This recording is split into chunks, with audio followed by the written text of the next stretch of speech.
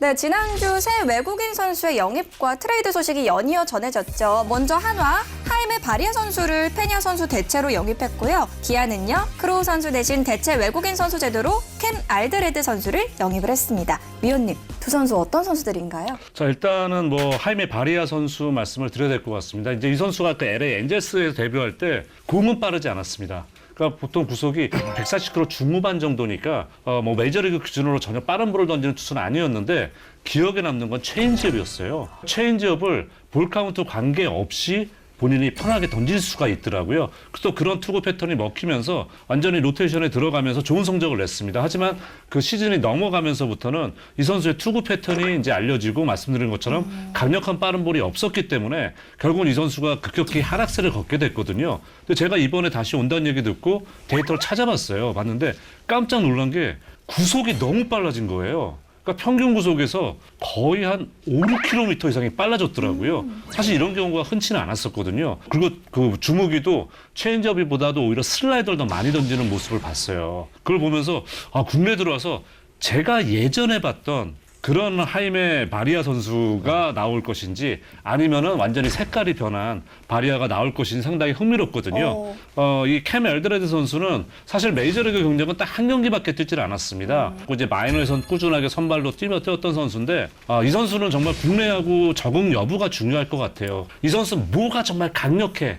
이런 거보다는 상당히 좀 무난하게 갈 수 있는 선수이기 때문에 그런 면에서 적응 여부가 상당히 중요할 것 같습니다. 또 SSG의 시라카와 선수는요, 지난 토요일에 데뷔전을 치렀는데요. 일본 독립리그 출신이라서 주목을 많이 받았었는데 결과가 5이닝 무실점 5투 승리를 가지고 갔습니다. 전 SSG 단장으로서 어떻게 보셨는지 궁금해요. 저 어제 TV로 처음 봤는데요.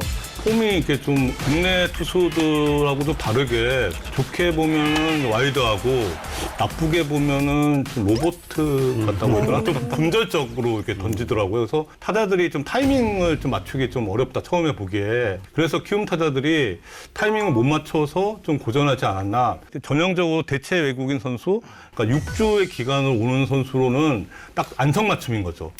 좀 생소해서 적응하기 어렵고 향후 일정을 보니까 올스타 브레이크 전까지 이 선수가 한 5번 등판하더라고요. 겹치는 팀이 없어요. 그러니까 한 번씩만 붙는 거예요.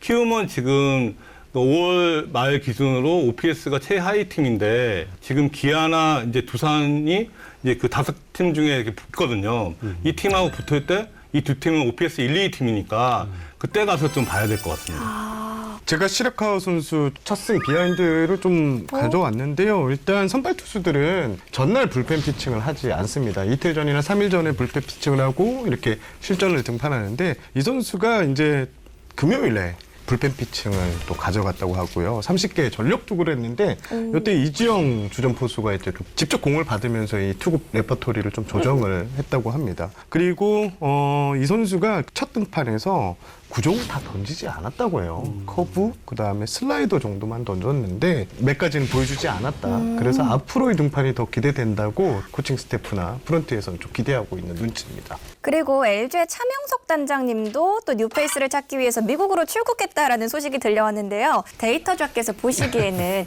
켈리와 엔스 두 선수 중에 어떤 선수가 교체될 가능성이 크다고 보시나요? 제가 잠실 경기 이렇게 중계를 하러 가면 차명석 단장님한테 그냥 안부 삼아 전화를 항상 드리거든요. 항상 해외 로밍이 돼 있어요. 전화가?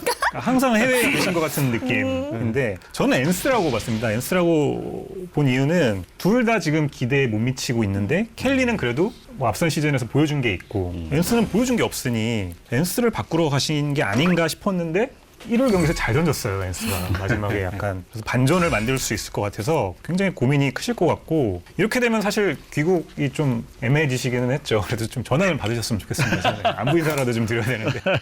차명석 단장은 쇼온 앤더슨 투수를 좀 보고 간 것 같습니다. 이 단장이 미국으로 넘어간다는 이야기는 어느 정도 계약이 진전되거나 목전에 있다 이런 의미가 있을 때 넘어가거든요. 하지만 이 앤더슨 선수가 빅리그로 콜업되면서 사실상 이제 데려오기 힘든 이런 분위기가 됐는데요. 결국 지금 시장 상황을 좀 봐야 되는데 미국 메이저리그 투수 시장이 정말 선수가 없다고 하더라고요. 지금 차명석 단장 같은 경우에는 빈손으로 일단 올 가능성이 상당히 좀 높아 보이고요. 그리고 이제 목요일날 그 영경혁 감독이 엔스 켈리 선수를 경쟁시키겠다. 자체 경쟁을 시켜서 여기서 좀 시너지 효과를 더 노리려고 이런 오히려. 멘트를 취재진에게 했는 게 아닌가 이런 생각을 해봤습니다. 네, 이번에는 그러면 트레이드 소식 계속해서 짚어보도록 하겠습니다. 키움의 김희집 선수가요, NC의 유니폼을 입게 됐는데요. 이번 트레이드는 선수와 선수 간의 트레이드가 아니라 선수랑 1, 3라운드 지명권 간의 트레이드였잖아요.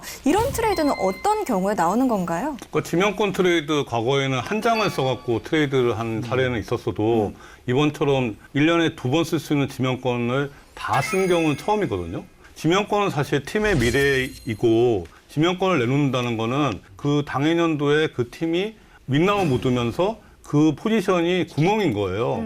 이거를 이제 바로 즉시 해결하려고 하는 선택을 하는 게 일반적인데 지금 NC 같은 경우는 내야진이 뎁스도 좋고 젊은 선수들로 채워져 있어요. 20대 뭐 초중반에 있는 김희집이라는 선수를 굳이 필요가 없다는 거죠. 급하진 않은데 이 선수를 이렇게 지명권 2장씩이나 주면서 한 거는 김희집의 이렇게 포텐을 높게 본 거죠.